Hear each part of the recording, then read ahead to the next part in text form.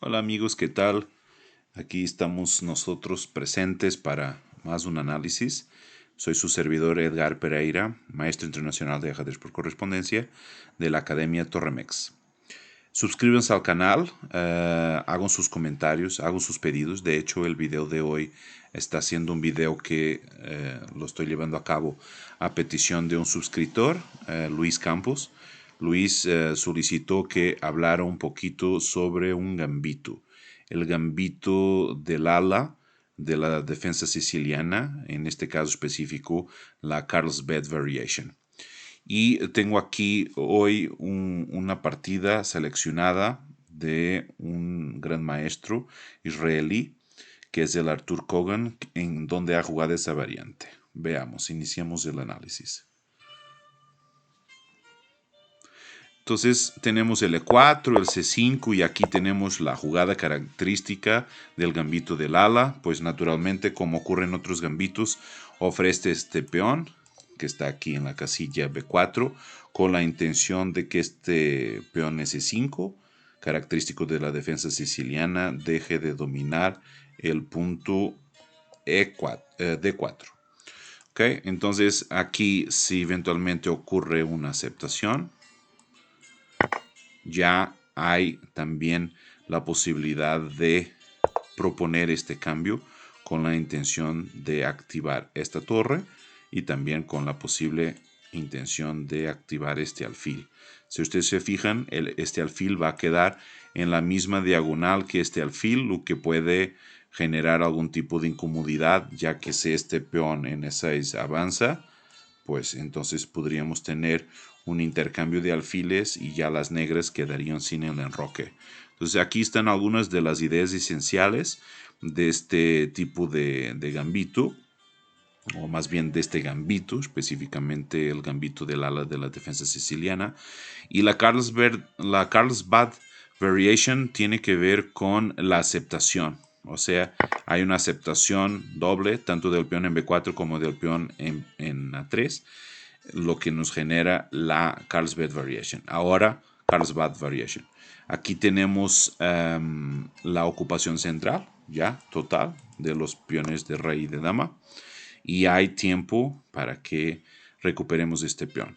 Hay otro tipo de posiciones que vienen desde otras variantes, como el propio gambito Benko, que viene desde la defensa Benoni, o sea, un D4, un C5, y hay algunas variantes en donde con este tipo de jugadas como D5, caballo F6, un C4, y aquí como tenemos el peón alfil de dama, entonces ya hay la posibilidad de jugar un B5, C por B5 y un A6 con el mismo tipo de ideas. ¿Okay? Nada más que aquí existe un peón avanzado de dama que cambia ligeramente la posición para la posición referencia que estamos analizando aquí en el gambito del ala variante Carlsbad. Entonces tenemos la aceptación, la ocupación central, y aquí el jugador de las negras decide buscar jugar con fianqueto, precisamente para poner este alfil en la gran diagonal, ejercer alguna presión en la misma y muy probablemente intentar impedir que este alfil vaya a comer acá y a proponer un cambio entre estos alfiles. Aquí Artur Kogan decidió jugar acorde a los principios generales. Tenemos aquí un caballo F3 con dominio de ambas casillas centrales, alfil G7, un alfil C4, o sea, están viendo que las blancas ya están a punto de poder hacer el enroque, tienen el dominio central, tienen también, o sea, el dominio y la ocupación centrales por parte de los peones, tienen el dominio central por parte de los caballos y también tiene el dominio central por parte del alfil, y este alfil además ya está apuntando para el punto vulnerable. No digo débil, digo vulnerable, ya que él no es débil como tal, como puede haber peones débiles que son los peones retrasados, los peones doblados, los peones aislados, etc. Sino un punto vulnerable porque si ustedes se fijan, cuando un juego de ajedrez inicia, hay aquí algo curioso a observar. El peón F2 y el peón en F7 solo están defendidos por el rey. Entonces existe aquí algún grado de vulnerabilidad por el hecho de que solo estén defendidos por el rey.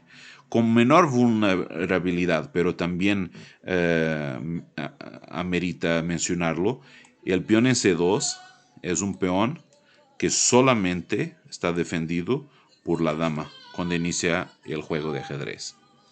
Ok, regresando a la variante, entonces ya tenemos aquí el alfil C4 y tenemos un D6 buscando controlar este punto para que futuramente este caballo pueda venir acá sin ser tan fuertemente incomodado por este avance de peón que desplaza el caballo, ya que después de eso los peones iban a intercambiar y las damas también iban a poder intercambiarse.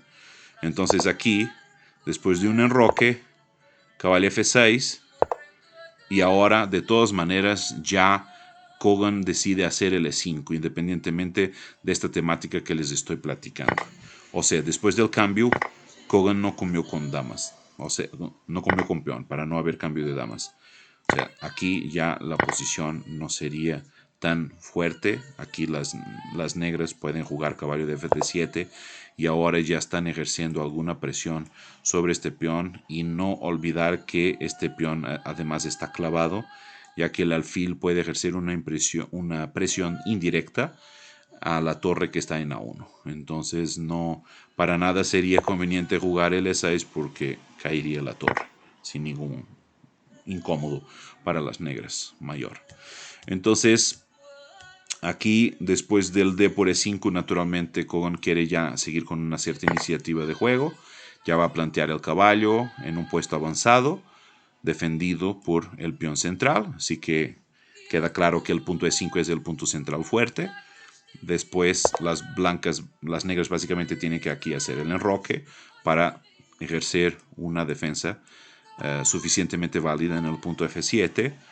Y ahora ya las blancas pueden fortalecer el centro y estamos viendo que las blancas están más activas, tienen una posición sólida. No quiere decir que aquí las negras estén mal. Incluso de un análisis de módulo o de motor de juego estuviéramos hablando, hasta tendríamos que aquí reconocer que por la diferencia de material las negras tienen alguna ventaja. Pero normalmente en los gambitos lo que prevalece es el espíritu humano, el espíritu del dinamismo de las piezas, de la presión que siente el contrincante, que pese que tenga una ventaja de material, ya sus piezas tienen una acción un poquito más limitada, que hace con que el factor humano de error involuntario pueda hacer la diferencia. Por eso se juega un gambitos, porque si no, nadie jugaba gambitos si fuera por la pura valoración del módulo, que decir, oye, regalaste un peón, si estás más activo, pero estás peor en el puntaje que yo atribuyo a la posición, y entonces los jugadores podrían decidir, ok, si el módulo así lo dice, como una especie de oráculo, es como un orden divino y yo no lo voy a jugar. Bueno, pero no jugamos máquinas contra máquinas, jugamos humanos contra humanos, en donde existe un buen margen de error, y ese margen de error es lo que hace con que muchas veces los gambitos, sobre todo en ritmos de tiempo rápidos como los blitz, en donde no hay tanto tiempo de reflexión, y como no hay tanto tiempo de reflexión, suscita que los jugadores tengan este espíritu audaz, ambicioso, atrevido, de arriesgarse a jugar posiciones en donde ceden algún material a favor de tener algunos elementos a su favor, entre ellos el dominio central, el mayor desarrollo de las piezas y una presión normalmente en los puntos vulnerables del enroque contrincante, que antes de hacer el enroque puede ser el punto F7, y muchas veces cuando no hay un sistema de fianqueto y los peones están en línea, el punto vulnerable puede ser el H7. No es el caso aquí porque tenemos, repito, un enroque de fianqueto. Bueno, sigamos entonces con el análisis. Ya la dama busca ejercer una presión en la columna C. Las blancas siguen con su desarrollo, deciden comer con caballo para después poder reciclar el caballo y poder venir también a B5, ganar algunos tiempos a la dama contrincante. Aquí las blancas juegan un A6, pero ese A6 no defiende verdaderamente la amenaza porque estas torres están en contacto indirecto a través de rayos X, como acostumbramos decir en el ajedrez.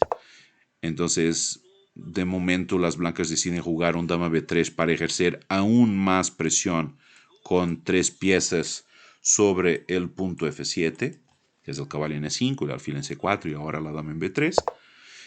Eso obliga a que las negras tengan que jugar un E6, solo que este A6 es un poco incómodo ya que este alfil es un alfil que queda algo condicionado en su desarrollo, ¿no? Y entonces como queda algo condicionado en su desarrollo, es más una limitación, digamos, a la jugabilidad y a la propia conjugación y equilibrio de las piezas negras.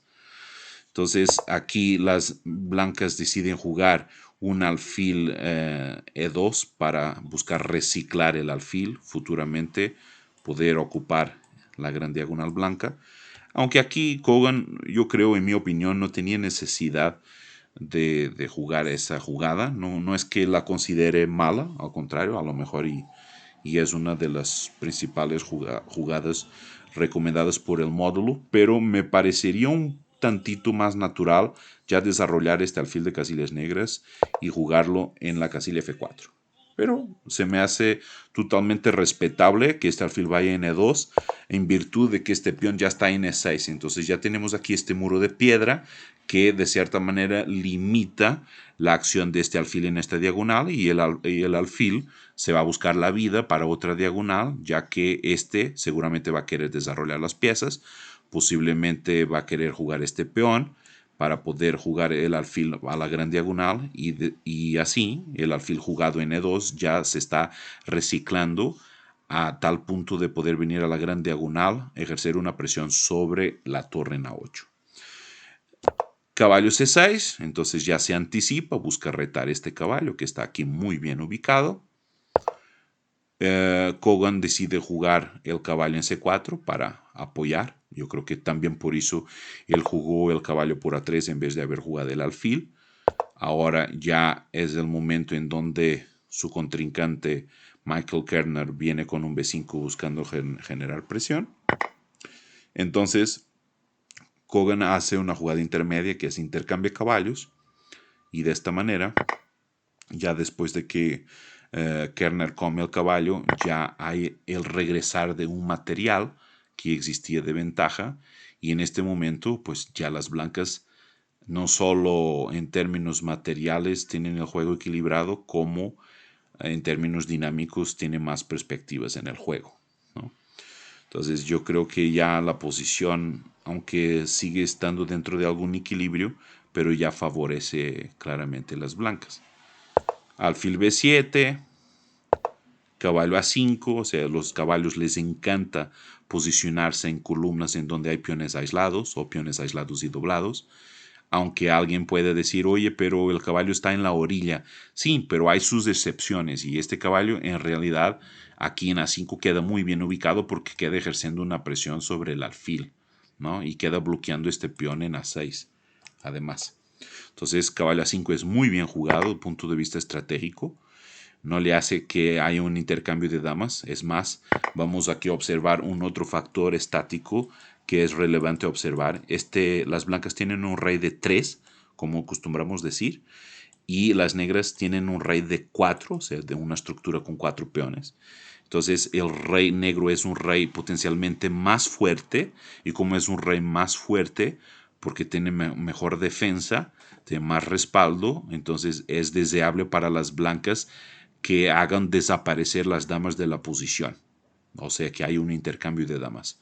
Entonces seguramente este tipo de evaluación de que nos habla Joseph Dorfman en su libro bastante célebre, mi método, en este caso no es mío, es suyo, y varios grandes maestros naturalmente tienen como referencia esos conceptos y aquí yo estoy muy seguro que Kogan también.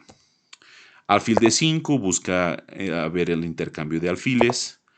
No cambia de alfiles precisamente porque tiene un unos peones colgantes que son móviles y va a hacer con que si no cambia de alfiles, este peón va a poder avanzar y va a poder ganar tiempo sobre este alfil que está aquí centralizado. Entonces, de nuevo, un concepto muy bien jugado.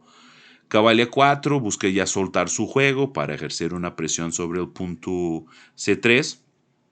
Y aquí Kogan juega de una vez más de una manera muy asertiva, en mi opinión, la torre en A3. Alguien podrá decir, oye, pero las torres no se deben de jugar por las puntas. Bueno, pero no hay peón de A. Y aparte, este alfil está en esta gran diagonal, ya está sacando la torre de cualquier inconveniente futuro que pueda ocurrir. Entonces, la mera verdad para mí se me hace una jugada bastante buena, bastante efectiva.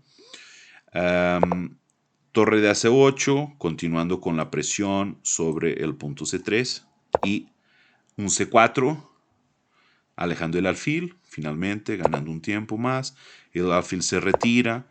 Ahora ya finalmente viene este alfil a desarrollarse en primer lugar, a controlar el punto en D4, el punto que estaba bajo una presión del alfil de casillas negras de las negras. Y aquí ya las blancas ponen las torres por detrás, por así decir. Ya va la primera torre por detrás de los peones colgantes, que es otro concepto que normalmente hay que seguir acorde a los principios estratégicos del ajedrez. Ninzovic también fue un gran jugador que nos habló sobre estos aspectos. Torre B8 buscando su columna para tener la actividad y empieza a avanzar el peón pasado de las negras. No le hace que en realidad esté ofreciendo este punto central, pero también existe un potencial para este tipo de maniobras en donde el caballo se infiltra en la sexta y después podremos comparar, oye, ¿qué es mejor? Que las negras posicionen un alfil o un caballo en la cuarta fila, en su cuarta fila, o que nosotros nos infiltremos con un caballo en la sexta fila. Pues por supuesto que la pregunta es retórica y la respuesta es natural. Es más, eso también nos lleva a otro concepto ajedrecístico que ya viene desde hace muchos años, desde incluso Filidor, hasta podemos hablar de siglos, en donde un caballo respaldado por un peón en la sexta fila es tan o más fuerte que una torre. Entonces aquí ya tenemos una entrada en la séptima, rey F1, excelente jugada. Kogan, en mi opinión, Kogan hizo un excelente juego con este gambito, ¿no? Yo creo que este es un excelente juego para tomar como ejemplo sobre las ideas esenciales de este gambito. Yo confieso que yo nunca en la vida jugué este gambito, no tengo cualquier experiencia en este gambito, tampoco es mi intención hacer este video para, digamos, motivar a los jugadores a que jueguen este gambito, o sea, no lo estoy respaldando, por así decir, no lo estoy aconsejando, pero también para nada voy a decir no lo jueguen.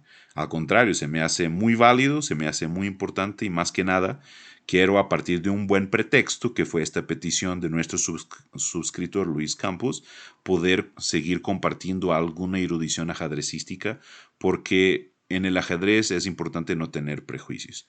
Es importante más que nada pensar y respetar que muchas propuestas de juego son absolutamente válidas. Es más, creo que muchas veces cuando algunos jugadores cometen algunos pecados de una cierta desconsideración en relación a ciertas aperturas o ciertas variantes, ese ya es el primer principio para colapsar, para perder un juego, para ser sorprendido, incluso por jugadores teóricamente más débiles que ese mismo jugador.